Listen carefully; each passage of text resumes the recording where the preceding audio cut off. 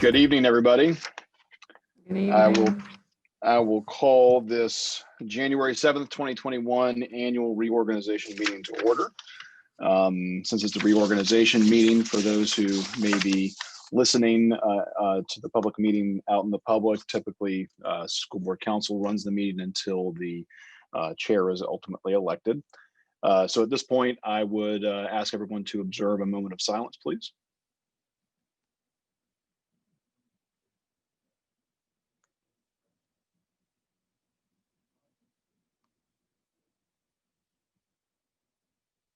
Thank you.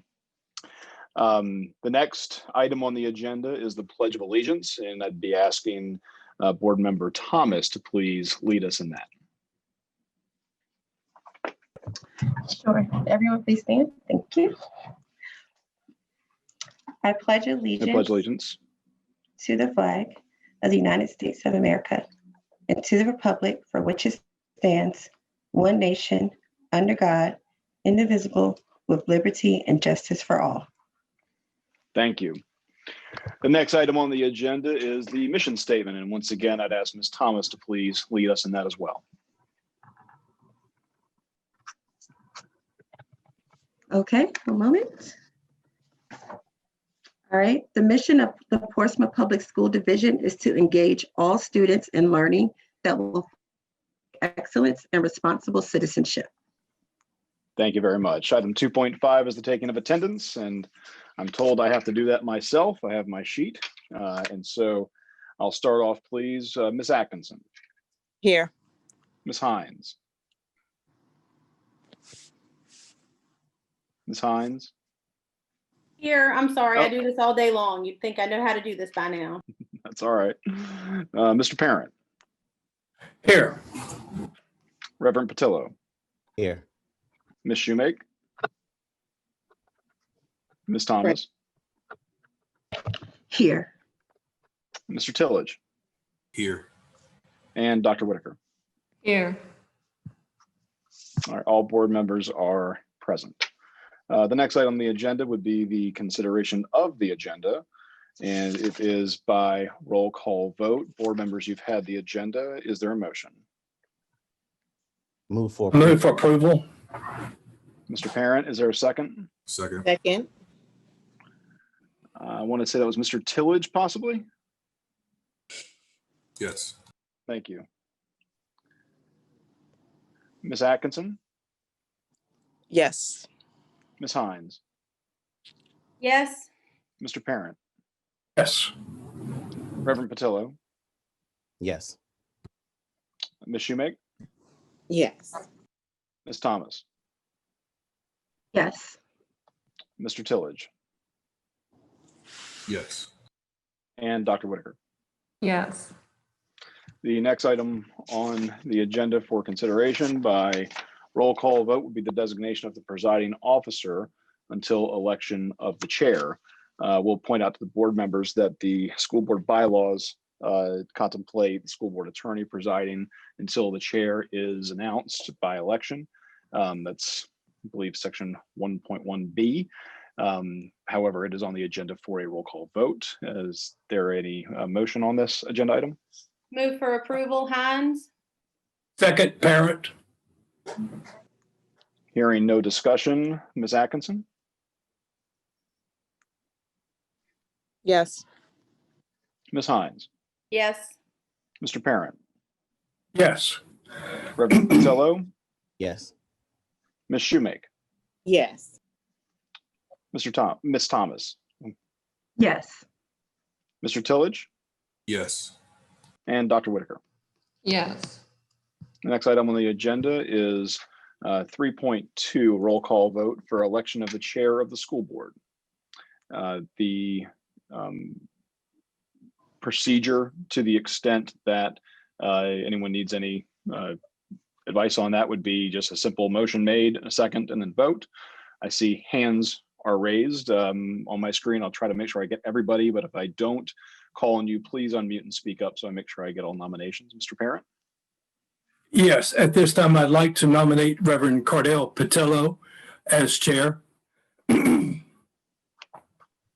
I believe I saw Ms. Shoemake's hand. I'll second that.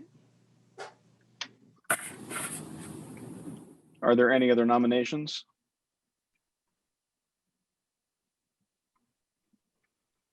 All right, seeing none, and is there any discussion on the motion? Seeing no discussion, we will move, or we'll take the roll call vote. Ms. Atkinson, Yes. Ms. Hines, No. Mr. Parent, Yes. Reverend Patillo, Yes.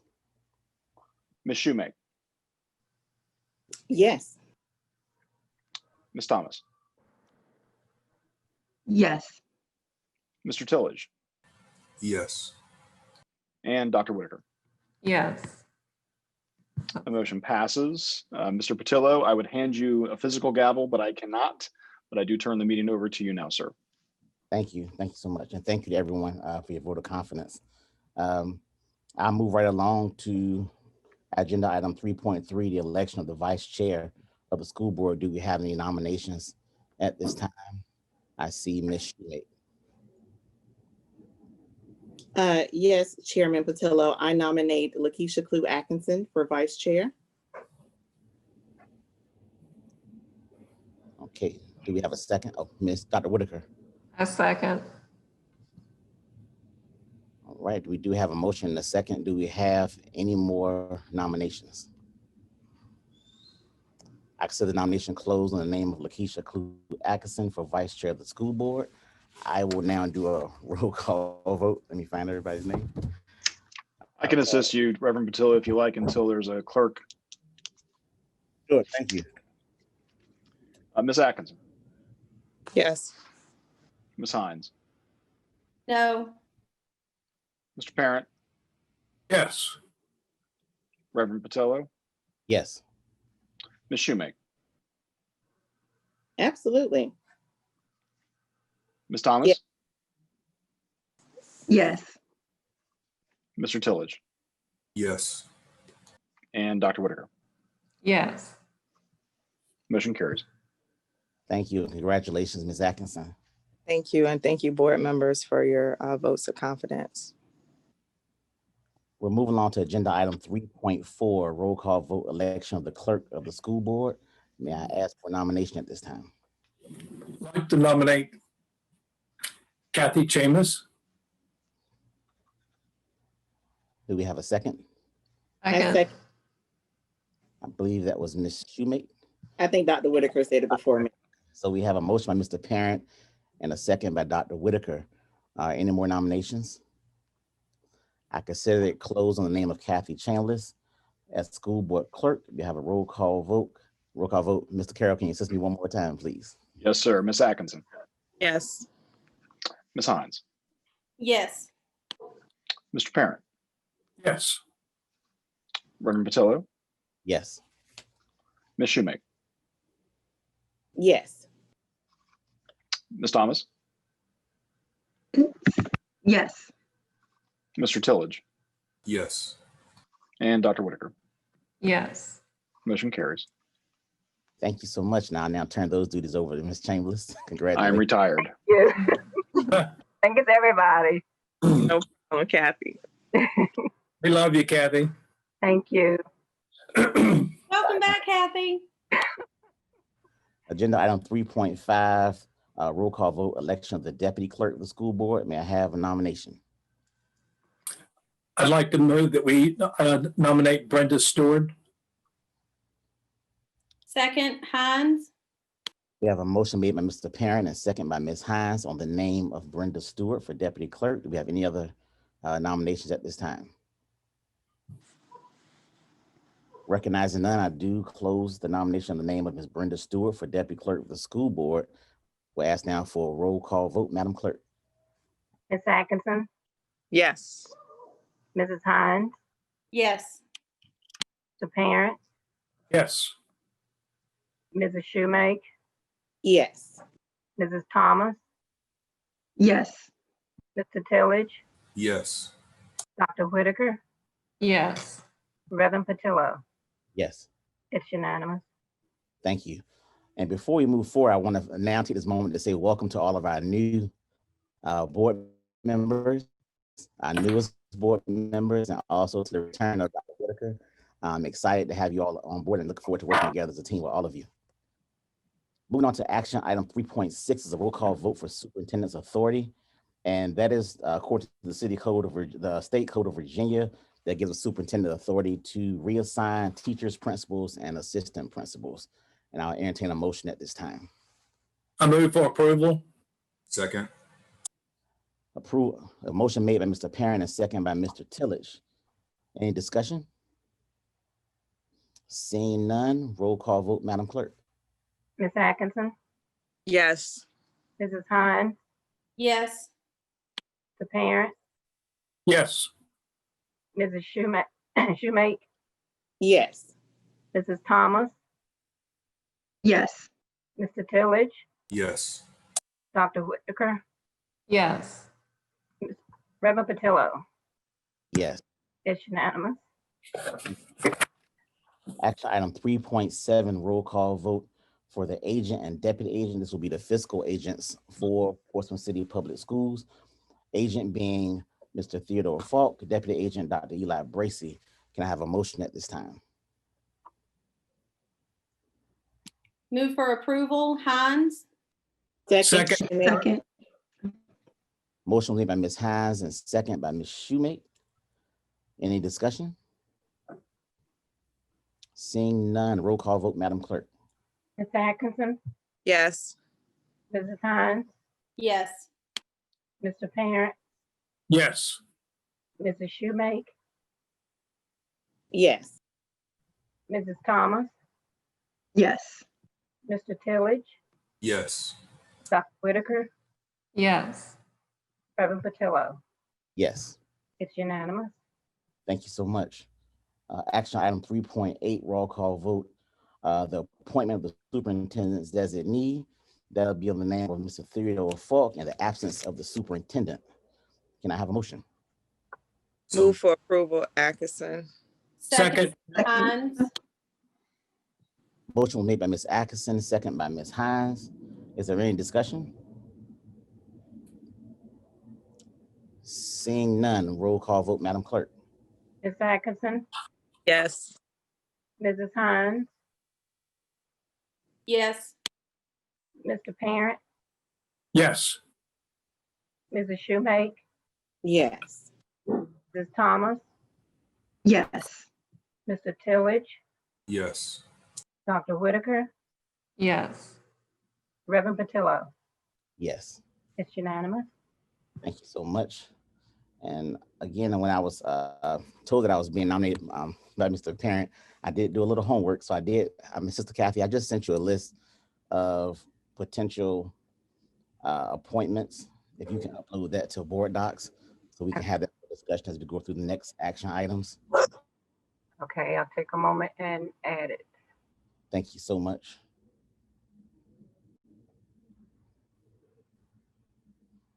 And for our newest board members, I'm sure you probably already know, but this will be the appointment of committee assignments, which would be your duties throughout the year, your first year on the school board, serving with us. And we do know we take these committee assignments with the greatest amount of importance. And we ask that your attendance is necessary at these meetings for which assignments you do receive. Of course, these are open for discussion. I did try to look at everyone's strengths, and I want to make sure I applied everyone's strengths and their experience to the proper appointments. I did do a little bit of changing. I said that normally the chair and the vice chair would normally guarantee certain appointments throughout this year, but I kind of want to change that up, and I want to give other board members a chance to serve in those capacities so they can utilize their gifts and their talents and abilities as well. Okay. And Ms. Chambers, just let me know as soon as you have that. Okay, now I'll be putting this under the item of subcommittees. I believe that's what, hold on 1 second. Of subcommittee and assignment. That'll be on the 315. But they all kind of flow together, the items.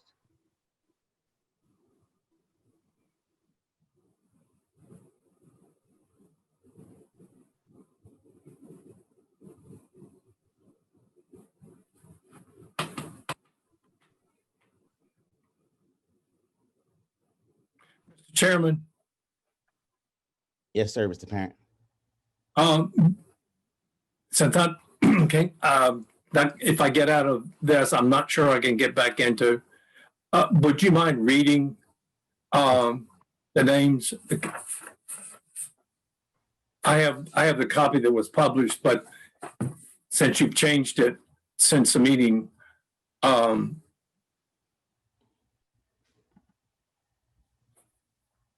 Yes, sir. or if Ms. Chambers can email it, I don't know. I'm Okay. afraid if I get out of Zoom, I can't get back. Okay, I just put it in board docs and it's the first two you see. This is 2021. The two underneath are just reference from last year's assignment. Okay. So it's there under 0.15. Okay, got it. Thank you. Yes, sir. Now I'll still read them also, Mr. Parent. So we can go in and follow along with the agenda now. If you look at action item 3.9, the election of a delegate and alternate to the annual VSBA convention. This will simply be the person who represents the school board at the delegate assembly for the VSBA convention and an alternate. I had listed for a recommendation for that Miss Yolanda Edmonds Thomas as a delegate, and I was reserving the second alternate spot for the appointed board member at that time. Now open the discussion on that.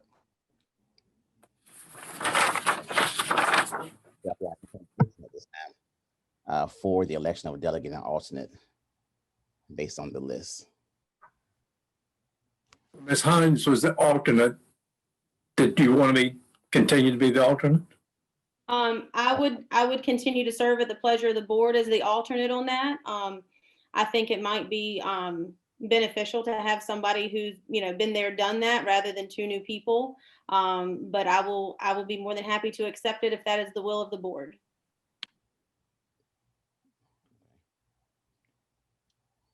Would you like to make a motion? I move that we accept Mrs. Thomas as the delegate and Mrs. Hines as alternate to the VSBA convention delegate as delegates. Second. Motion been made and second by Mr. Tillage. Further discussion? Roll call vote, Madam Clerk. Ms. Atkinson, Yes. Mrs. Hines, Yes. Mr. Parent, Yes. Mrs. Shoemake, Yes. Mrs. Thomas, Yes. Mr. Tillage, Yes. Dr. Whitaker, Yes. Reverend Patillo. Yes. It's unanimous. Thank you so much. Action item 3.10, roll call vote for the election of a director and alternate of the Governor's School of the Arts. The list is there before you. Can we have a motion?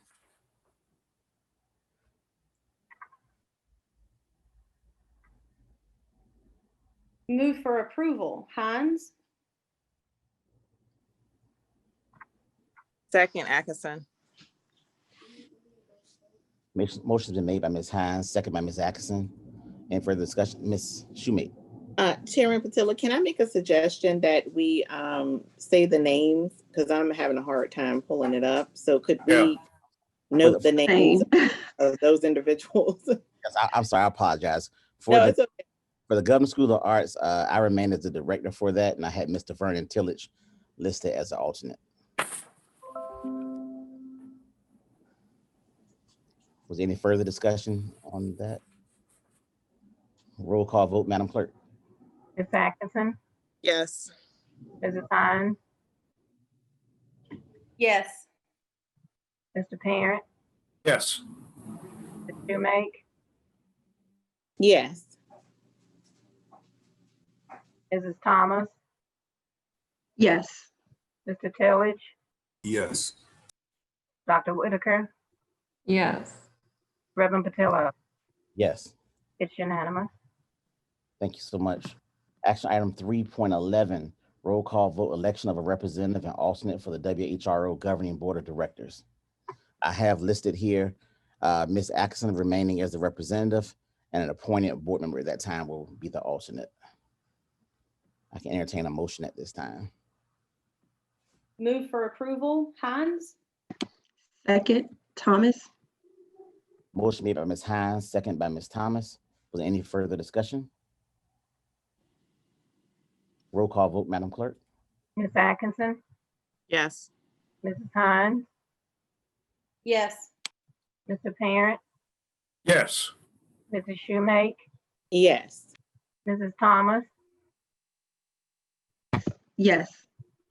Mr. Tillage, Yes. Dr. Whitaker, Yes. Reverend Patillo. Yes. It's unanimous. Thank you so much. Action item 3.12, roll call vote for the election of a representative and alternate for CSEP. I have listed Mr. Vernon Tillage as the representative and myself as the alternate. Reason being, we meet 1 hour apart in the same location. So if Mr. Tillage couldn't make it, I will already be there to fill in and vice versa. That's why I listed that. But I entertain a motion at this time. Move for approval. Motion made by Mr. Parent. Do we have a second? Second, Atkinson. Second. Second by Ms. Atkinson. Any further discussion? Roll call vote, Madam Clerk. Ms. Atkinson, Yes. Mrs. Hines, Yes. Mr. Parent, Yes. Mr. Shoemake, Yes. Mrs. Thomas, Yes. Mr. Tillage, Yes. Dr. Whitaker, Yes. Reverend Patillo. Yes. It's unanimous. Thanks so much. Action item 3.13, roll call vote, election of a representative to the Access College Foundation. I have Ms. Atkinson remaining as the delegate and Ms. Hines as the alternate. I'll entertain a motion at this time. Move for approval. Second. Motion made by Mr. Parent, I believe second by Mr. Tillage. Was there any discussion? Hearing none, roll call vote, Madam Clerk. Ms. Atkinson, Yes. Mrs. Hines, Yes. Mr. Parent, Yes. Mrs. Shoemake, Yes. Mrs. Thomas, Yes. Mr. Tillage, Yes. Dr. Whitaker, Yes. Reverend Patillo. Yes. It's unanimous. Thank you. Action item 3.14, roll call vote, election of a representative and alternate for CUBE. And these will be our representatives for the Council of Urban Boards of Education. And I have listed for that Ms. Tamara Shoemake and Dr. Ingrid Whitaker. I entertain a motion at this time. Move for approval. Atkinson. Motion made by Ms. Atkinson. Do we have a Second, second? Thomas. Second by Ms. Thomas. Do we have any discussion? Hearing none, roll call vote, Madam Clerk. Ms. Atkinson, Yes. Mrs. Hines, Yes. Mr. Parent, Yes. Mr. Shoemake, Yes. Mrs. Thomas, Yes. Mr. Tillage, Yes. Dr. Whitaker, Yes. Reverend Patillo. Yes. It's unanimous. Thank you so much. And the other subcommittee assignments that I have listed for budget and finance, Mr. Parent has a wealth of knowledge and experience working on that committee and also with his current position at his employer. And I will also like to appoint Ms. Yolanda Thomas based on her current career working at Town Bank and her experience in budget and finance for that. City Council liaisons, again, I removed myself from that, and I wanted to appoint Ms. Sarah Hines, Duncan Hines, to be a liaison along with Ms. Tamara Shoemake. For corporate sponsorships, I have Ms. Lakeisha Atkinson and Dr. Ingrid Whitaker. Curriculum and instruction, I remain with Ms. Sarah Hines in the curriculum and instruction. And we're using an appointed board member for that position also. Human resources, Mr. Claude Parent and Ms. Tamara Shoemake. Legislative policy, it should be no wonder I got Mr. Tillage there. He's very familiar with legislative policy and the workings of that. And one thing I really want us to focus on for that, we've never submitted our needs assessment before the start of the assembly up in Richmond. So I would like for us to start working on that so we can submit what our needs are for Portsmouth Public Schools to our local legislators before the start of session. I also have an appointed board member to fill the other slot there. My MWB, Minority Contractors and Business Policy, I have Ms. Atkinson remaining, and welcoming back Ms. Dr. Whitaker on that. Good team. For technology operations, I will remain on that, but also with Mr. Tillage experience within operations and transportation within the school division, I will ask that he join me on that committee as well. Also, to your far right, the Cte Advisory Committee, we have Ms. Tamara Shoemate remaining on the committee and adding Ms. Yolanda Thomas. And I'm going to ask if you all could start preparing a report and assessment of our CTE needs that could be presented before our board retreat in August. That'll be greatly appreciated, so we know where we are with our CTE program and what our possible needs are. And that will be polling the community, staff, even students, and you also utilize our student representative to assist you with that, with the student needs. I want to add a special committee that we have not had before. The governor, he has included equity as a big portion of his program, and also is trickled down to the public schools within Region 2. Most school divisions surrounding us, they do have what they call a chief equity officer within their division. Basically, the Office of Diversity, Equity, and Inclusion is a deeply success of diverse students, staff, and community as a part of the broader goal to enrich the educational experience and success of every student in the school division. I do know that what works for other school divisions may not work for ours, so I want to put a committee together so they can hopefully work with the staff and Dr. Bracy to assess the needs of our school division, and we can assess the report they can hopefully present to us by August at our retreat as well, so we can make further decisions on how the school division should move when it comes to equity and inclusion within our school division. And for that, I do have Mr. Parent and Dr. Whitaker serving on that committee. And I'll set a discussion out this time in reference to the committee assignments. And I can't see everybody, so I'm gonna scroll to make sure. Cardell, Or it's you can just Sarah. call my name if you have. Okay, Sarah. I'm sorry, Chairman Patillo. I'm sorry, it's no longer Cardell. Looking at the list, I want to go back to it real quick. I thank you for your vote of confidence on the City Council Liaison. I know that we've had several discussions about it as a board and as individuals over time. The Curriculum and Instruction Committee that has the appointed board member, one of the things that we did with the Curriculum and Instruction Committee is we made sure that the Curriculum Instruction Committee and the CTE Advisory Committee were linked. So one of us that was with the Curriculum and Instruction was also on the CTE Advisory Board. So while I think it's, you know, it's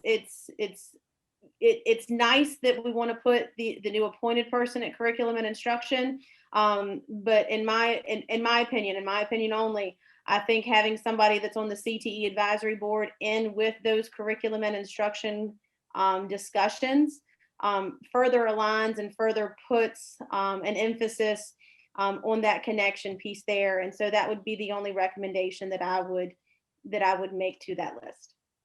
Okay, and I'll definitely take into consideration when I review that this evening. Thank you, sir. No problem, thank you. Anyone else? All right, that sounds great. We're moving right along. Action item 3.16, discussion and roll call vote, consideration of a return to in-person learning. And Dr. Bracy, I'll turn it over to you and your team at this time. All right. Thank you, Chairman Patillo. I appreciate that, and Happy New Year to everyone, and welcome to all the new board members, and welcome back, Dr. Whitaker. I'm glad to see all of you. We're looking forward to a great 2021. As you all know, this is, I'm sure, has been an item that a lot of our viewers are probably tuning in to to see the direction that we're going as we look at our return to in-person instruction. But prior to me getting into any type of recommendation, we did invite Dr. James, the director of the Portsmouth Health Department, to return to give us an overview of the metrics and what's occurring in the city of Portsmouth. So she will get into that information, and then that once she finishes, then I'll come back and share with you the discussions that I've had with my team and the recommendations that we'll be bringing at that time. So at this time, I would like to turn it over to Dr. James for her presentation. All right. Dr. Bracy, good evening, everyone. Good evening, school board members also. So I am going to be doing an update pandemic metrics and school guidance. So first slide, please. So the first, I don't know why we're getting feedback. Okay, sorry. So the first chart reflects the trends in is. So if we look at the chart, you see the peak, which is our surge. So late November, December is when we had our surge. And at the top of the chart is the yellow and red line. And those two indicate that the largest amount of cases were in the ages of 20 to 29, followed by 30 to 39.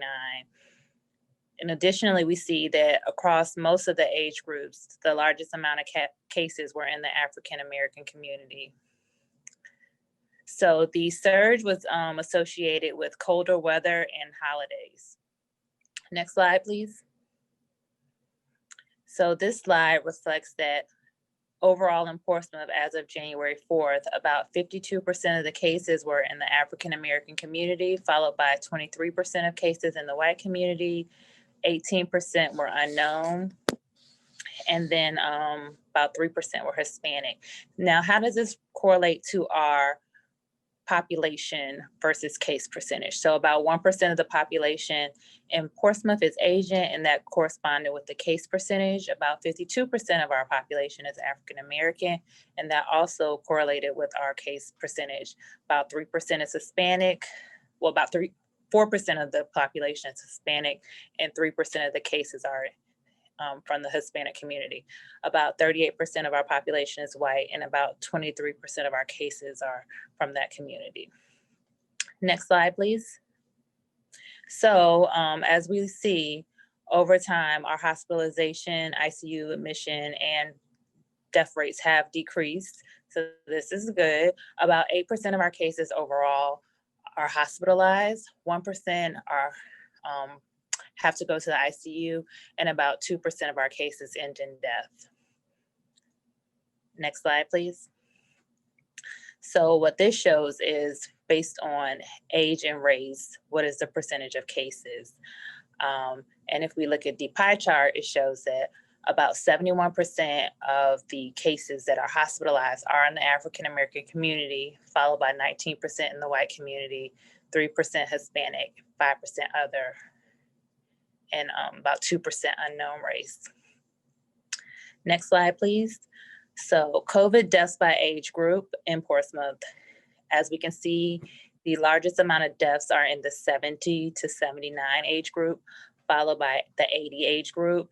And so this is reflective of a national trend that we know that the older population is more vulnerable to this disease, and it does result in death more frequently within that age group. And then as we look at this COVID death by race, the largest amount of deaths are in the Black community, followed by the white community. All right, next slide, please. So what does this mean? Community impact.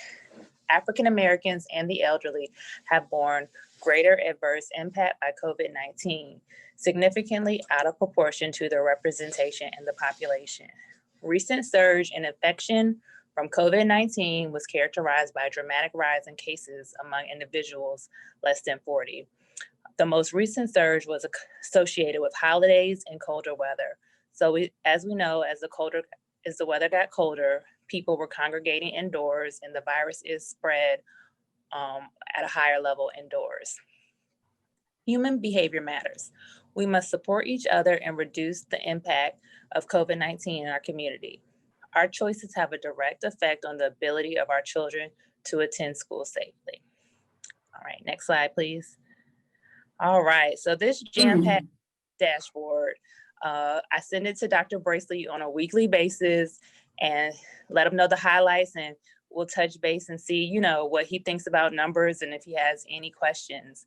And it has a lot of good data, and we review it on a weekly basis because we want to look at the trend. We don't want to know day by day is important, but the trend is what's more important. So when we look at percent positivity over the past 7 days, it's 20%, and the average for Virginia is 16%. The average of new cases on a 7-day average is 61. The average of new hospitalizations is 2, average deaths 1. And as we see the age group, that's reflective of what we discussed. Highest in the age is 20 to 29, followed by 30 to 39. And additionally, it shows some data on ED visits for COVID-like illness that has also taken a surge. And we are at substantial activity across our region and city, representing high disease burden in the community. All right, next slide, please. So this is our lovely website. It's open to the public for all to review and stay abreast. We all are going to be public health professionals by the end of this. So as we see, the tab we're looking at today is the CDC School Metric. Next slide, please. So what you would do once you get to the site is you would put in our locality, and then the metric, the color code is green being the lowest risk, moderate risk is in the yellow, and then it increases to red, the highest risk. All right, so next slide, please. So the highlights of the first indicators we look at are the core indicators, and then we reflect on the continued 5 key strategies that we know continue to work: masking, social distancing, cleaning, disinfection, hand hygiene, respiratory etiquette, and contact tracing. So this framework is intended to assist in making decisions, not to dictate decisions. All right, so these are our core indicators for Portsmouth. The first one is total number of, oh, I'm sorry, next slide, I'm sorry. So these are our core indicators for Portsmouth. The total numbers in the past 2 weeks per 100,000 is 887. Percent positivity for the past 2 weeks is 18.8%. The next slide. So we do have some secondary indicators, and these are just used to provide additional information, insight, and support the conversation around making decisions. All right, next slide, please. So our secondary indicators are percent change in new cases per 100 population during the last 7 days. This is 15%, and as we know, the red correlates to highest risk. Then we have percentage of hospital inpatient beds in the region that are occupied. That's 71%, and that green correlates to lowest risk. And then lastly, percent of hospital inpatient beds that are occupied with COVID-19 patients. That is 13.6, and that is in the yellow, and that corresponds to moderate risk. All right, next slide, please. So what does that all mean? So if we think about our initial chart that was in the red, once we think about the CDC transmission, which was at highest, if we go back to the beginning of the pandemic with the Virginia mitigation guidelines, at this recommendation, they do support that schools consider phase 1 guidance. And what does that mean? That we consider remote learning as our primary method of instruction. So with that said, when we are at numbers that are supportive for safe in-person learning, we will be talking about lessons learned and what we feel is safe. So next slide, please. So the next slide is just a compilation of best practices or things across our region that we've discussed that we know support a safe return to in-person learning when that time comes. So we recommend that we know that transmission occurs mostly when someone is unmasked. Teachers need to teach with mask at all time. Face shields are not sufficient. Water bottles, refill stations are preferred rather than, water bottle refill stations are preferred rather than water fountains. Soap and water in all bathrooms. Limit or stop activities where students have to be closer than 6 feet at all times. During PE class, if students are inside, they need to wear a mask even when exercising. Band practice, if students cannot wear a mask, please consider virtual practices or outside practices. So with that said, Dr. Bracy and I will continue to communicate on a regular basis and look at the data and just work towards a plan for a safe return to in-person learning. Next slide, please. All right, thank you all for your time. Any questions, or handing it over to Dr. Bracy? Okay, were there any specific questions for Dr. James? Yes. Yes, I had a question. You mentioned an 18.8% positivity rate for Portsmouth. Can we assume that's actually higher if some people are asymptomatic and may not be getting tested? So that's a very good point. So percent positivity is not the same thing as incidence. So percent positivity is just those who have gotten tested. So very likely it is higher. About 40% of people who have COVID are asymptomatic. Okay, thank you. Okay. Yes, I have a question. Thank you, Dr. James, for a great presentation. Question concerning not what you presented, but just kind of future path forward. I know you presented the key risk indicators, the secondary indicators, and some mitigation strategies with the wearing the mask, the social distancing, and the soap and so forth. Do we also have the mitigation strategy for rolling out vaccines for the city, and that timetable playing into when we might consider moving our phase for school reopening? That is a very good question, Ms. Thomas. So we are waiting for the governor to give us permission to share the next steps on vaccination. If we look at CDC recommendations, it has been recommended that 1A is our healthcare professionals, and 1B does include our frontline workers. It has not been confirmed, but the CDC guidance supports that teachers, daycare workers, staff that work at schools be in 1B. So we're just waiting for our administration within the Virginia Health Department to confirm that we can list every group that is on that list, and then we on getting those populations scheduled. But I would like to let you know we have started our healthcare professionals this week, and as soon as we get the go ahead, we will share the rollout plan, and we will continue to move forward to the 1B group, in which per the CDC site, it is a priority, but we just have to wait for our organization to sign off on the full plan for that phase. Is that helpful? Absolutely, Dr. James, thank you.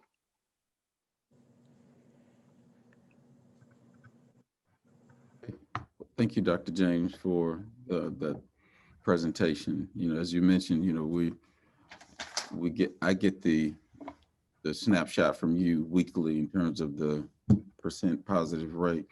So I want to thank you for that. That's been very helpful.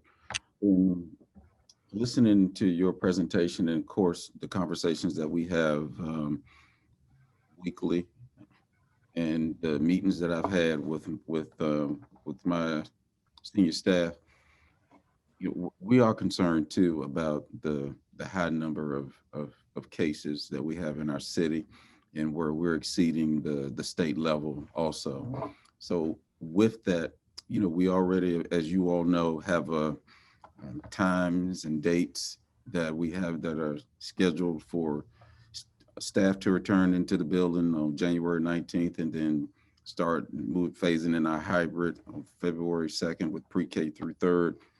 But in light of the the numbers that you're seeing with the number of the increase in the positivity rate when we made that recommendation earlier, I'm recommending to the board that we maintain our current status as being virtual. And at this point, with this so much, we've pivoted twice. So at this point, I would just say if we just not attach a date to it and let us just monitor the metrics. And then at that time, we will come back, because right now we're at 19-20%. And, anything above 10% puts us in a highest risk of transmission in schools. So Dr. James, and, in a conversation that we had earlier this week, we're looking at recommending that when we return, that we're within that, under that 10% threshold. And to say, when things stable, we're looking at anything under 10% for a period of 10 days. That way that we can come back at that time and meet and look at where we are in the year and see what we could do in terms of getting students back in the building.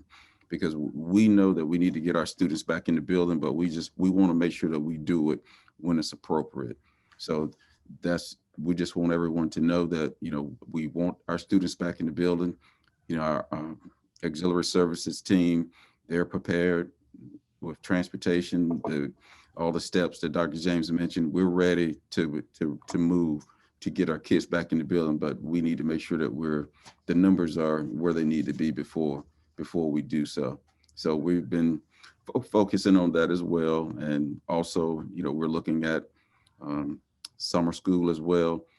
If we can't get back in this semester or this school year, we have our eyes on the summer also. So we'll just monitor it and take it day by day, week by week, until the numbers stabilize.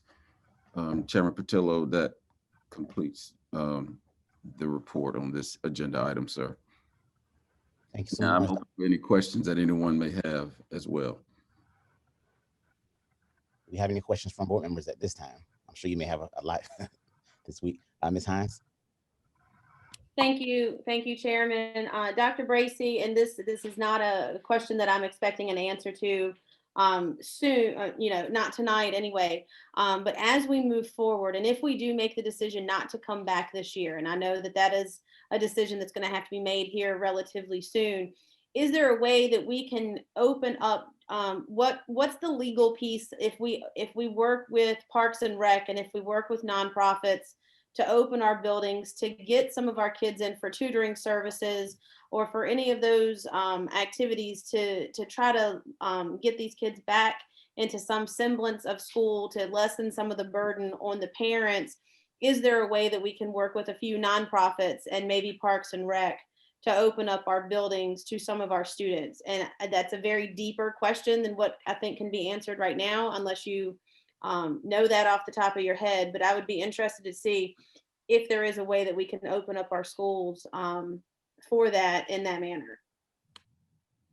Well, I think one of the things that we would have to do is, and Mr. Carroll, we could talk about it. We have to look at it from the standpoint of the risk management of having the students back in the building. So we can look at it from that standpoint, and then just look at the legalities of it. And at that time, we'll come back and respond to that. Thank you, because part of it is just getting the kids back into the routine of getting out of the house and going somewhere. Part of it is just trying to help the parents. So thank you for that. You're welcome. Yes, Dr. Whitaker. Yes, I had a question about offering or being able to offer mental health services and support services to families. And I'm hoping this is something that we can get on the agenda for our next meeting. And also with our athletes. They're having a very tough time right now. And I'm concerned that that's contributing at least to some of their mental health issues. And so I'd also like to know about the possibility of having maybe some type of opportunity for them to work out or have some type of staggered workouts where you limit the number or something. Some of these young people are in jeopardy of losing scholarships for the opportunity to go to college. And I know, this is an unfortunate situation that we're in, but anything that we can do, to help these young people, we need to consider those, possibilities. And if we can get both of those on the agenda for next week, I would really appreciate it. Yes, ma'am. We will definitely do that. And there's been, of course, there's a lot of discussion on some of the, you've probably seen on some of the news outlets about athletics, what VHSL is doing. Well, we haven't canceled any of our winter sports. So that's something that we're still in discussion with. I've talked this week with the superintendent in Norfolk and Suffolk, and right now everybody has basically just sort of just paused everything. We were doing conditioning up until it was time for us to leave for the Christmas holiday. So that's something that we'll be revisiting as well. But I can have that on the agenda for the next meeting. The thing about it, the winter season is slipping away because it was already an abbreviated schedule that they had for winter sports, basketball particularly. So the longer we wait, the shorter the season gets. But right now we really don't have any direction from VHSL in terms of what the whole playoff situation looks like. What constitutes the route to get to a state championship. Dr. Camardo, I'll defer to you if we've heard anything since you and I talked about it a couple of days ago. No, sir, we have not.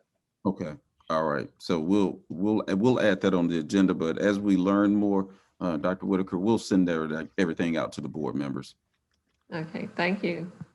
You're welcome. Yes. Thomas, and then Mr. Tillett, and then Ms. Shoemake. Yes, hi, thank you. Thank you, Chairman Patillo. Dr. Bracy, quick question regarding, as a follow-up on Dr. Whitaker's question regarding mental health. Is it possible that we can get some sort of communication? I mean, I think parents, myself included, are experiencing, fair to be like this virtual school situation is necessary given the COVID numbers that Dr. James just presented. But in terms of providing some help to parents, can we get some communication just of additional resources available to parents that maybe that may be available for them through social services? Sometimes it's just a matter of people knowing where they can reach out for help, knowing what services are available to them via the school, just some type of messaging that can go out via the school to the parents and to the students, so that if they are struggling, especially during this winter time, having less social interactive, they know that there's a place that they can reach out for help and that there's services through the school or through social services so they can provide some help for them. Yes, ma'am. We can do that. Great idea. Mr. Tillage?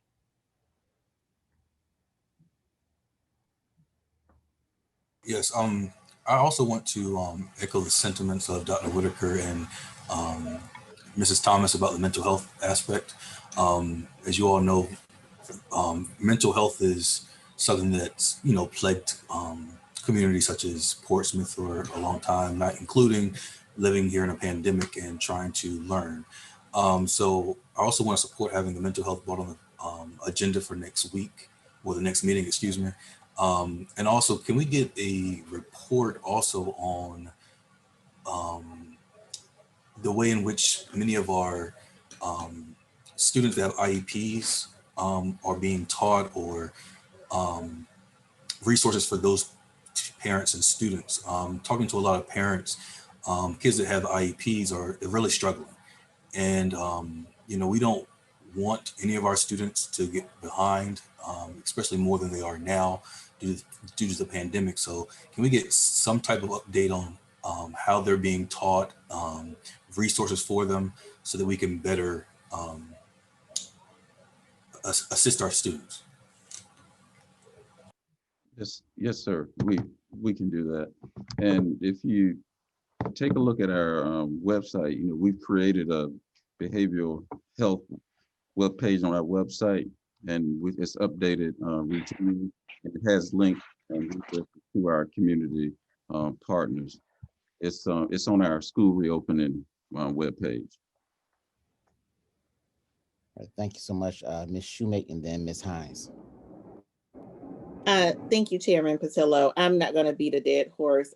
We've already spoke about it, but Dr. Bracy, you mentioned that we do have it on the website, and I just wanted to bring that up as far as what Dr. Whitaker was initially speaking about. And I know that we had Ms. Whitney Guyton on a couple of sessions ago to speak about mental health as well. So I know that we have some type of compilation of resources out there. So to reiterate that, just for the public purpose, which is a good point, if we could just kind of put that out there again, because I know there's a lot of people who are out there suffering and who need assistance. So again, just wanted to piggyback off of them, not going to beat a dead horse, but I just want to make sure that everybody understands that we do have some resources out there for you to take a look at. And we also had someone on to speak about some of the concerns and the community resources. And we can do this every meeting, as a matter of fact, because I think that's a good point that everyone brought up, that the pandemic is still going on along with everything else that's happening in the country. And I'm pretty sure that our students, as well as our parents, need some form of an outlet to speak to regarding mental health. So that's all I wanted to reiterate. Thank you. Thank you so much. Yes, thank you, Chairman. A couple of questions, one for clarity. When we said that we're going to remain virtual, so that means all of the dates go away. So there's no January 19 report date for teachers. There's no February. Just find my keys real quick. How you been doing? Can we mute her, Dean? Dr. James? Oh. She got it. Okay. So just to reiterate, we have taken away any report date back to school we're just going to go and we're going to be a TBD, to be determined at this point, for all of the dates returning to school. I just want to clarify for those people that are watching. That's correct. Okay. Yeah. Thank you. Number two, I know that we are on a 4x4 schedule, and with remaining virtual, how is SOL testing going to happen in January for those students that do have to SOL test? At this point, for staff and for teachers, what does that SOL test schedule look like? Have we been able to work that out? I'm sure it is a nightmare, so I thank you for your work for that in advance. And the other thing is can we get somebody from our insurance or maybe somebody from finance to talk specifically for our teachers and our teachers' mental health? Because while we talk about families and while we talk about students, our teachers are also going through their own bouts of things as well. So I would like to see if we can talk to our insurance company and maybe have them report back to what is available for our teachers as well. Thank you. Okay, we can do that. And I know we had addressed some of that before we closed out last school year as for support for staff. So that is something that has been provided and is ongoing. But if we need to continue to mention it and share it, we can do that. But we knew that we needed to provide some support because that was at the beginning of all of this for our staff. And we also had our counselors on call for our students as well that needed some support. So that is something that is still available. And, that was something that was implemented during the last school year. Thank you. And maybe just a reminder, maybe an update to those teachers, because you kind of get in survival mode and you forget some of the stuff that has been sent to you. So speaking from experience, that would be helpful. Thank you so much. And the SOL test plan, I'm sure that's being communicated to parents and to students. Yes. Yes, it is. Yeah, Dr. Wynn and I even talked about it a little bit more of it today. So yeah, we're working on that. Do you want me to, well, I can tell you that we are beginning our end of course testing for our high school students, and they will be coming into the building. We have worked out a plan for that with high school principals and transportation. We need to be aware that the U.S. Department of Education has not waived any SOL testing. And so at this point, we are preparing to do in-person testing for reading, mathematics, and science. And our team is working out a plan for that should we have to test our students in the spring. But right now, I think we have, how many students, Mr. Nottingham, who are taking end of course test? Good evening. Good evening, everyone. We have about 300 students that have met the criteria to take the test. Now, not all students are going to come in because some parents are opting out, and we will not hold that against them. And also, the cut score has been reduced to 350, so students can still receive a credit for that course with the 350 score. So that's why we're trying to encourage students to come in if they choose to take the test. Thank you. Thank you, Dr. Whitaker. Just one more issue about the mental health piece. I understand that resources are posted, but I'm hoping that we can be more proactive and aggressive with this. When we have tragic events, we offer grief counseling to students and staff. People have been traumatized by this pandemic and what they've lost as a result of it. So it's one thing to have the resources available and tell people to go to the website and get them.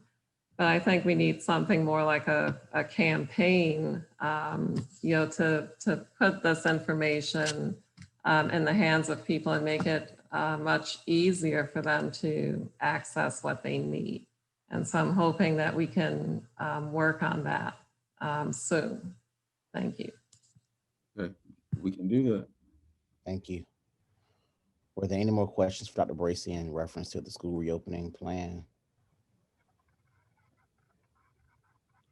All right, seeing none, action item, not an action item, but next item 3.17, discussion agenda review. You do have a skeleton of an agenda there listed in board docs, but we already have other items we know we have to add to that.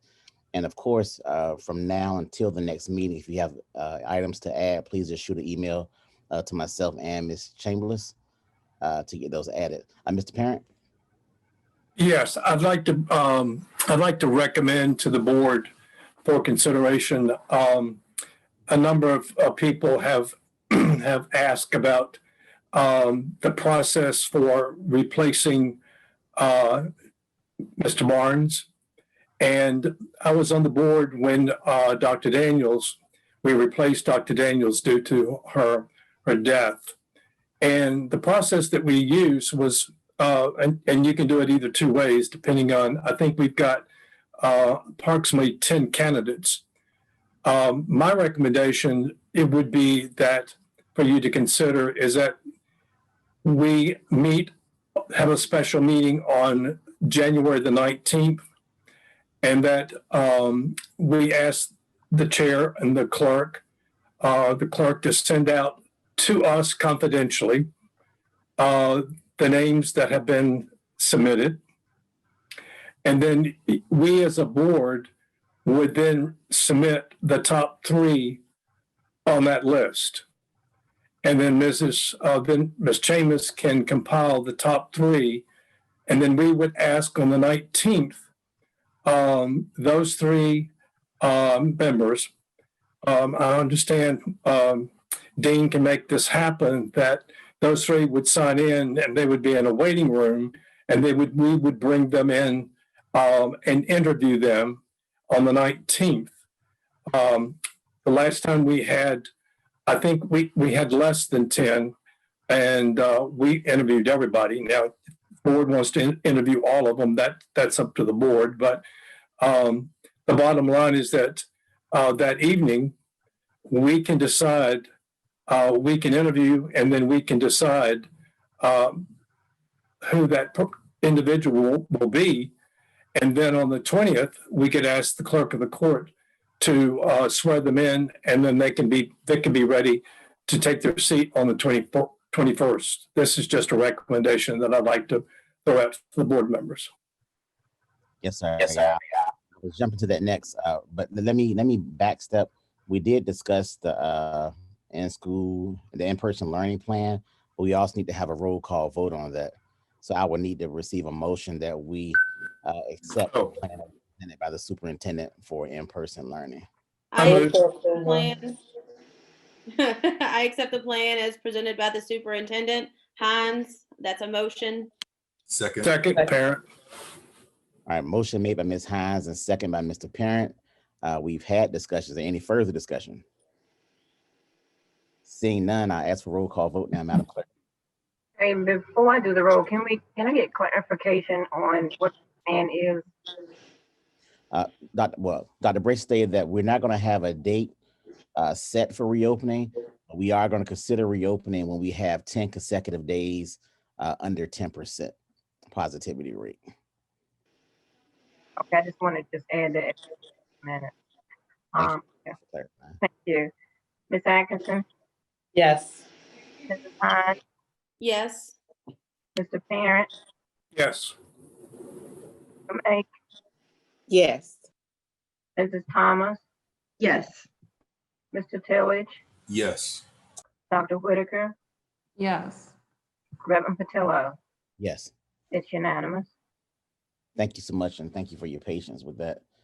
Back to what Mr. Parent had initially stated, I did want to bring that up now within our board member reports. So I want to make sure that we had a consensus on how we wanted to proceed with the process. In the past, they did interview all candidates that submitted applications.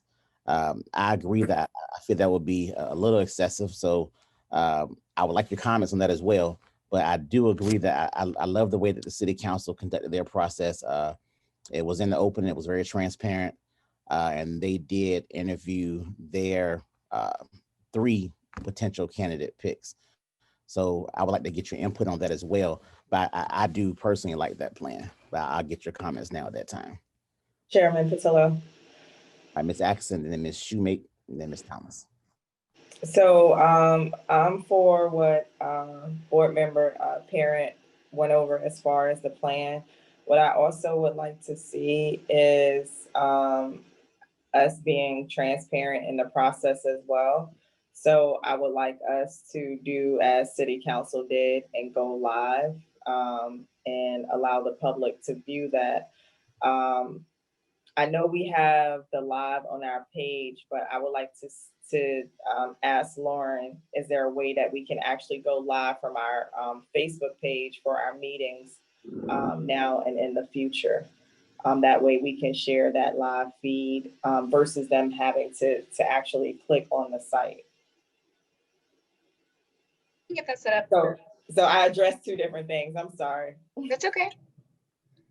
I got it. All right, so just to make sure I'm clear, Ms. Atkinson, you do agree with the plan of interviewing the 3 final candidates on a separate meeting date? Yes. Okay. And then if, like I said, with Lauren, having everything with that being open and starting to have our actual meetings live on Facebook and that process live as well. Okay. Thank you. I believe Ms. Thomas, you and Ms. Shoemake were next. Yes, excuse me. Thank you, Chairman Patillo. I do agree with the process, being that I was one of the candidates. I did appreciate the transparency of it all. However, what I didn't appreciate is the inconsistency. So we can come up with some questions that we can provide to each candidate and not kind of piecemeal questions out of the blue to make it more appropriate for the candidate of choice and be less biased. I think that would be a better situation for us all. So we can come up with some questions for each candidate to consistently answer, I think that would be the best course of action. Ms. Thomas and then Mr. Parent. Yes. Well, my thoughts, I definitely like the transparency. So going live, definitely interviewing, I guess the top 3 candidates is what we're landing on. Also the consistent questions, which Ms. Shoemate just added, but I want to add one more piece. Can we come up with, and I don't know if this is legal, so y'all tell me, but can we come up with some standard criteria? Or is it just is it just 18 and over can apply? Like, is there a certain criteria that we're using to drill down to our top 3? And Mr. Carroll can help, but there's already criteria for a citizen to be a candidate for school board. So I know we have to actually go by those. Now, as far as criteria that the board wants to come up with, that'll be a decision for all of us to make. If we wanted to establish criteria for that, that would definitely be a board decision. I believe that is legal for us to do. I'm looking right now for the policy just to make sure I could recite it for you, but the basic qualification is a voter in the district that otherwise qualifies to run for public office. That's the only qualification. Right. As far as your criteria, the policy itself speaks to discretion is my recollection, but what I'll do is I'll just make sure I can pull it up and I'll circulate it among the board. But it's up to the board as far as what criteria they deem important when they elect that particular person or appoint that particular person. Thank you, sir. I believe it was Mr. Parent and then Ms. Hines. I just wanted to emphasize, Ms. Shoemate, that when we, and Ms. Thomas, that when we interviewed for Dr. Daniels' replacement, we made sure that we had 4 questions, and we asked each of the candidates the same questions. And then we gave the candidate a chance to, if they had any other information that they would like to share with the board. So I agree with you. The questions need to be consistent for all of the candidates. And then that evening, we'll of course go into closed session once we've interviewed, and then we will make a decision. And then there's nothing that, unless we can have the clerk of the court to swear that individual in on the 20th, then on the 21st, that new candidate, new board member would take the seat. But you're exactly right. We don't need to have people make up questions. All of us make up questions. We need to have the same questions for everybody to be fair, and then give them an opportunity to express themselves, and so that you see the personality of the individual. So I do agree. Just wanted to bring that up. Okay, Ms. Hines and then Dr. Whitaker. Thank you, Chairman. And I think if we were going to give criteria as to the requirements of a board member, I think that should have been done before the application process went out. I think by just going with what Mr. Carroll said, that they are a resident within the district, they're over 18, whatever that criteria is that we all sign off on when we run, because we don't get to pick and choose who's elected to this board, So I just want to make sure that as we read through the list of candidates, are we going to get their application so that we can pick our top 3 choices? And that's going to be how this works. Yeah, we should. And you can choose what criteria that you are looking for in a board member on your own. But I think if we were going to ask for criteria as a board, that should have been a part of the application process. So I'm not looking for a criteria for you all to tell me what it is I'm looking for. I'm going to use my own discretion as what I'm looking for as a board member at this time, as long as they are a qualified person to have completed that application. Yeah, I was going to ask Ms. Kathy if she could send us all applications that were received by email tomorrow, and then everyone will have a chance to review all the applicants at that time. Dr. Whitaker, Yes, thank you. I don't agree with coming up with criteria as a board. As long as the person meets the eligibility to have run for office, I think they have the opportunity to serve. And I think we can, that's going to bog down the process, because now we would have to come up with criteria and then pick the 3 and then vote. I think the questions would be sufficient if we ask everyone the same questions. Thank you. If I'm not mistaken, I'm thinking she meant the criteria that we actually have already. Narrow down to the 3. Yes, I would want to declare, I wasn't saying criteria for who can apply, but criteria that we can use to be consistent on how we choose to narrow it down to the 3. However, I do believe that the questions will get us to the same point. So yes, not who can apply, but criteria on almost a rating scale for how we are being consistent on narrowing down to the 3, but we'll get there with the questions. So thank you. Thank you. Any other comments on that? So Sister Kathy, she's gonna send us out the applications on tomorrow. Could we agree on a date of the 19th for a meeting for interviews?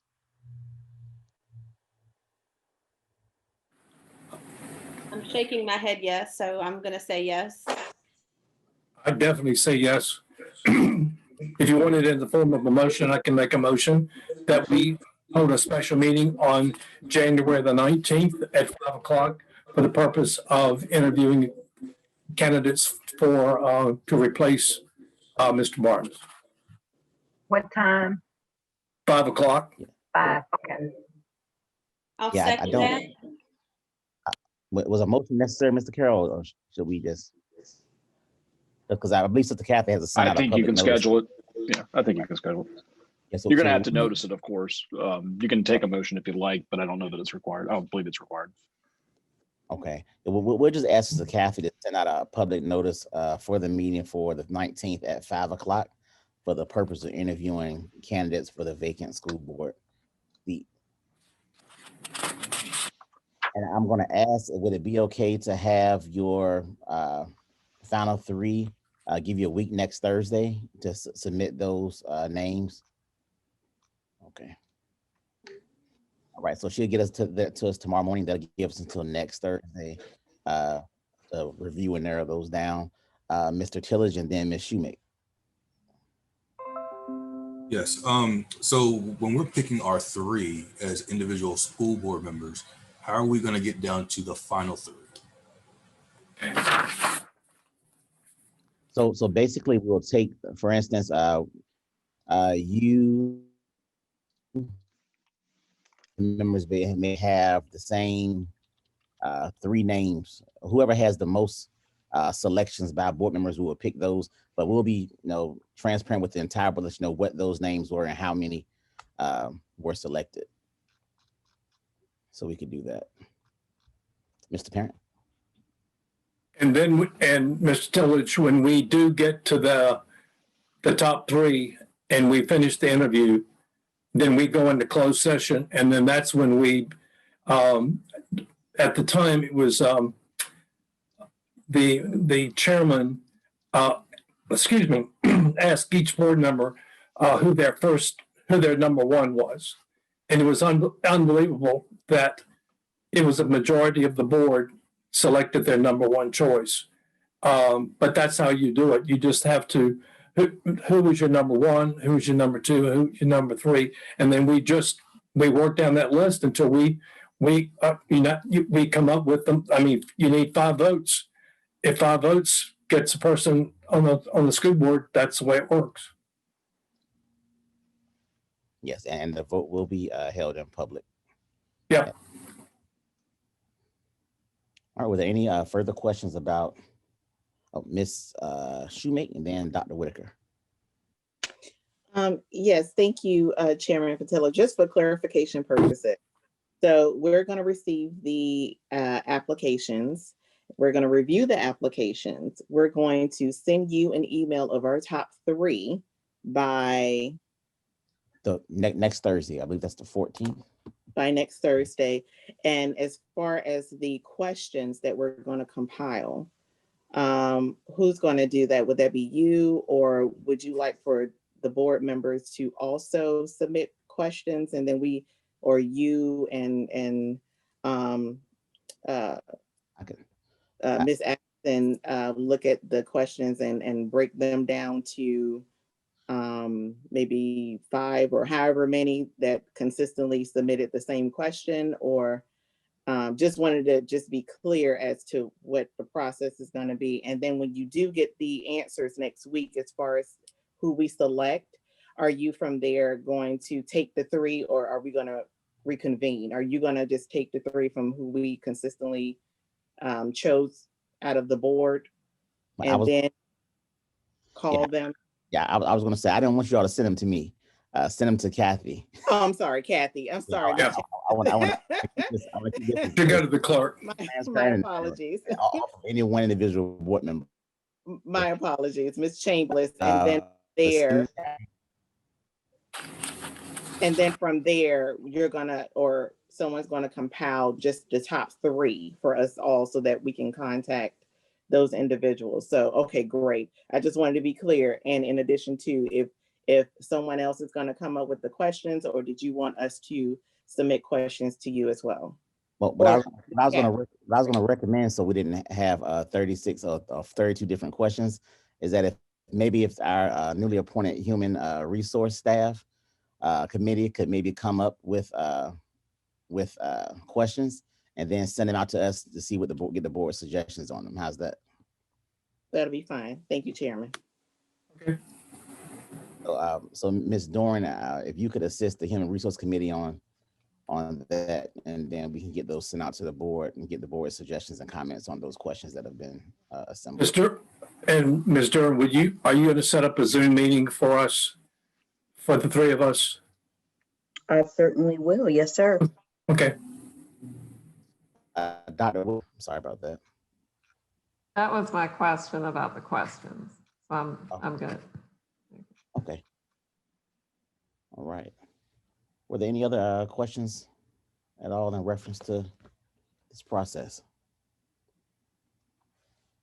All right. Were there any board member, we don't have any reports because we're starting a new year, but any board member concerns or comments at this time? Ms. Hines. Chairman. Thank you, Chairman. Good evening, everybody. Congratulations to all the new school board members. Dr. Whitaker, welcome back.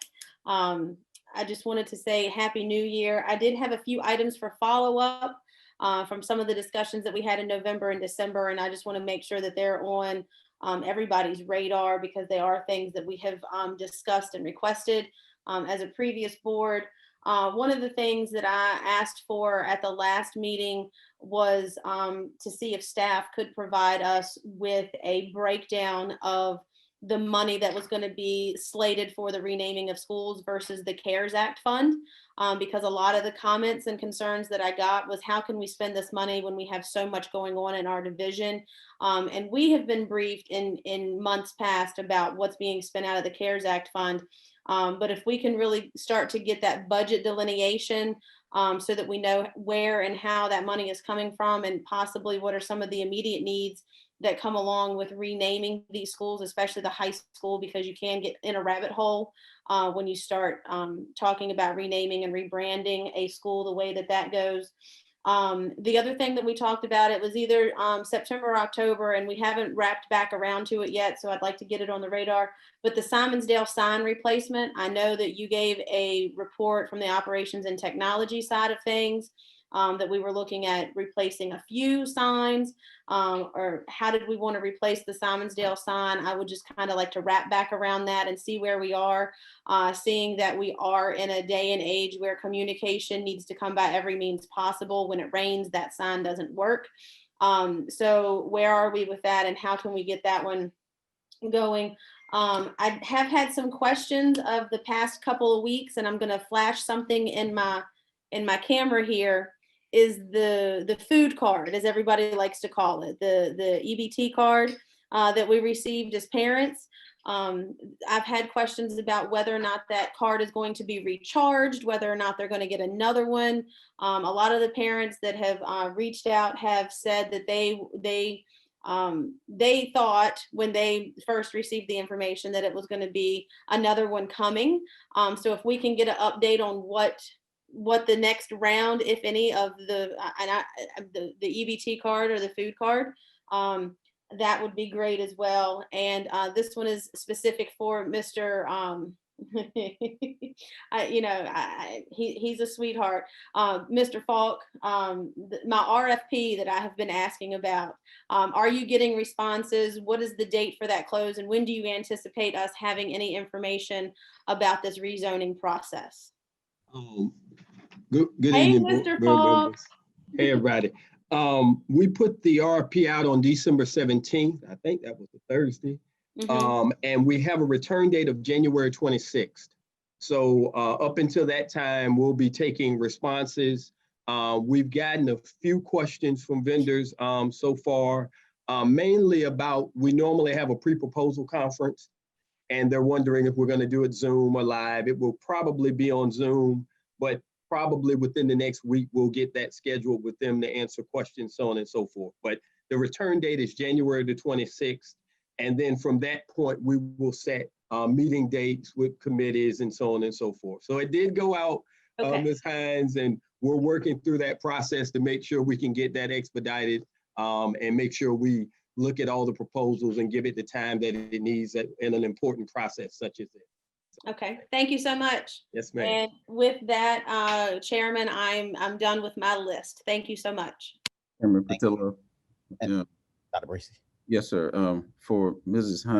Hines, I think and I'm sure some of Mrs. Patterson is helping me with the questions, but it would help me if you could email me the list that you just asked about, so I would make sure that I'm not missing anything. I mean, Mr. Falk has already answered the last one, but the others, if you will email that to me so I will have it. Absolutely. I appreciate it. Okay, thank you. All right. Any other board member comments or concerns at this time? Chairman Patillo. Yes, ma'am. Hey, I just wanted to, just three things. Mr. Falk, is there a way you can reach out to our vendor and see if there is an update on our disparity study? Because it should have been completed, I think, by this month. So can you reach out with them for an update on that? The second thing is, Dr. Bracy, can we get a list? I know we're in virtual learning, but I'm just curious of the suspensions, if any, and also the absenteeism. How is that looking in the schools as far as the students with that and attending and enrolling in virtual learning? So the suspension numbers and the absenteeism numbers. Yes, we'll get that to you. All right. One second. As far as you know, Dr. Bracy, do we have a high amount of suspensions? No. Okay. I just wanted to, I'm just curious. I still would like to see, because I know we have had some issues. No, I was, when I said I'll get that, the suspensions, that's very minimal. But the absenteeism, we will get that to you. We've had a couple of foyers along those lines, so we do have some information, and I know that we have another request that came in, so we'll share that information with you. So we have that available. Okay, and as far as the absenteeism, just want to follow up. When the attendance liaisons, they have been reaching out and contacting the parents. But as far as you know, I just want to clear up that we don't have any attendance issues based on not having access to Wi-Fi or not having access to a device. No, shouldn't have any of those issues at all. No, we're. I just wanted to put that out in a public forum. Right. Thank you. Ms. Thomas. Yeah, thank you, Chairman. Not sure who to address the question to, so I'll just say Dr. Bracy. But do we have any insight also into our food services. Our children or parents able to receive the food? Like I know at one point we were doing pickup at the school site during a certain time. How are those numbers looking? I'm just concerned just to make sure that our students that are in need are have been able to get the food and resources available to them. Yes, Mrs. Thomas. We still have the food pickup available for the parents and students at the schools. We still have the school buses that are delivering the meals into the neighborhood as well. Prior to the winter break, we sent out information to our parents so that we could equip them with boxes. I think that took care of about 10 days of meals for our students. So yeah, that has been something that has been we have continued to do and publicize as much as we can, so that no student should be going hungry, because we're making those meals available to our parents and our students in the community.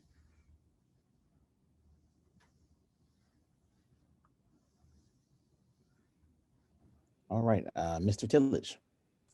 Yes, my question is in regards to the school bus drivers. I understand that, they're the ones that are delivering the food to the students in the communities. And so I was just wondering, what is the measures that have been put in place to ensure that our school bus drivers who are interacting with our students as well as parents who may or may not be masked, what are the procedures for our school bus drivers? Are they provided proper PPE equipment and whatnot? Yes, sir. The quick answer is yes, they are. And I know that we have masks available on the buses for parents, students, or whoever that may need them. And Dr. Simmons, do you want to share a little bit more about the procedures that Mr. Tillage asked about with the transportation? And for board members, Dr. Simmons is our Director of Auxiliary Services. So food services, transportation, operations, custodial, maintenance, all falls under his umbrella. Dr. Simmons. Yes, good afternoon, Chair Patillo and Vice Chair Atkinson, members of the board, Dr. Bracy. In terms of your question, Mr. Tillage, as it relates to bus drivers and transportation, all bus drivers are equipped with masks. So that's a requirement. All assistants on buses, so we have assistants that assist the bus driver in terms of the delivery of food, they wear a mask. We have to follow CDC guidelines in terms of sanitation, and the buses have to be sprayed down and sanitized after each run or in between runs. And so we have specific guidelines that we have to follow as it relates to following all of those sanitation measures. All of the bus drivers have been properly trained on what those measures are. We work closely with human resources. So if we have any incidents where we get reports of anybody with, let's say, a case or coming in contact with them, then we follow those processes and those procedures, working with HR and Ms. Duran very closely. And to my knowledge, we've not had a lot of incidents of that in terms of as we've been engaged in this process really since the beginning of the year. So we've got several buses out delivering food. We got several bus drivers out doing other things as it relates to pre-K and taking instructional, because we tried to come up with a specific plan because we knew we were in a situation to try to keep our bus drivers employed. And so we've got several things going on out with bus drivers. But to my knowledge, working with Mr. Privet, who's the transportation coordinators, we've not had a lot of problems with that. We started very early, probably in February. And so we've got the necessary PPE. Our warehouse is fully stocked. We're ready to go and could open tomorrow if we need to. We're just sitting and waiting based on the recommendations of what the board is asking us to do as it relates to everything we need. So we've got 50 electrostatic sprayers. We've got our own DDT team. They're actually in the building. I'm in the office. They're in here spraying now in terms of all of the sanitation processes that we have had. So we're very, I think, fortunate and ahead of the curve in Portsmouth in terms of the things that we've been able to do to make sure that we keep everybody as safe as possible. Sounds great. I appreciate that. Like I said, I just want to make sure that all our staff are, provided, proper PPE and everybody's kept safe. And thank you. Thank you, Dr. Simmons. Also, Mr. Tillage, whenever the first transportation and operation meeting is scheduled, that they also give us a report at those meetings as well that you can report back out to the board. So whenever we get that first meeting scheduled, we'll make sure that we get that report to you at that time as well. Thank you, Chair. Mr. Parent? Unmute, Mr. Parent. Mr. Parent, unmute. Unmute.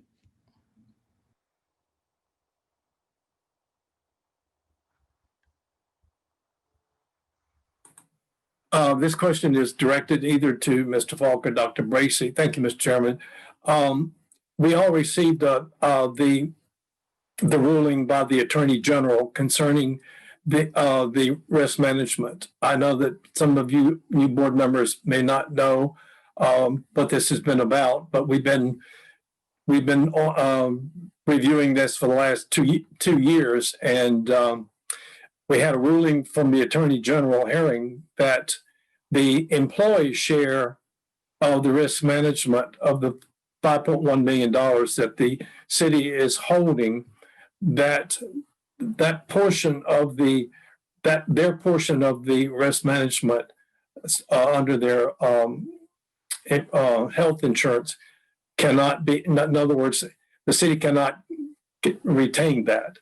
And I was wondering, Mr. Falk or Dr. Bracy, where are we in the process of trying to come up with a number? And because I know it was, when we talked about it about a year and a half ago, that was going to be a very difficult thing to pull out the employee share. And I just wondered where we were with that. Okay, well, it was apparent what led up to that letter being written. Since that time, we have received the funds for that particular time for the risk management funds that the city was holding. So now, is that the 2.9? Was it yes? The 2.9. So, but the 5.1 is still out there.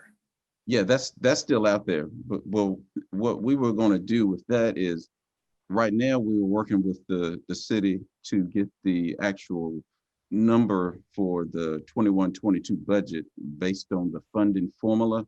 So that's what we've been focusing on. And okay, what we were going to do when we meet with the finance committee meeting, which is next week, we were going to have a discussion about that in terms of how we would look at addressing that with council. We also have a joint meeting coming up next month with the school board and city. I'll ask you about that. So that would be, that could very well be one of the agenda items. So we haven't met formally with finance committee, chair, vice chair, to work on the agenda. But Mr. Falk and I knew that would be part of the dialogue. So we're aware of it, but we wanted to make sure that we met with all of the groups first. So we'll meet with the finance committee, we'll meet with the chair and vice chair, and then we'll work on the agenda for those meetings. And of course, that will be one of the questions. Thank you. You're welcome. Thank you so much. Were there any other comments or concerns this time from other board members? All right, if not, I'll just ask for a motion to end the meeting. Move. Second. Thank y'all. Have an amazing night, and please check your emails for notices coming out from Sister Kathy in the morning. Thank you so much. And welcome back, Lauren. Welcome back, Lauren. Good to see you. Welcome back, Lauren. Welcome back. Yes, Happy New Year, everybody. Thank you. Happy New Year. And thank you, Dr. Bracy, for the peanuts. Oh yes, thank you for the peanuts.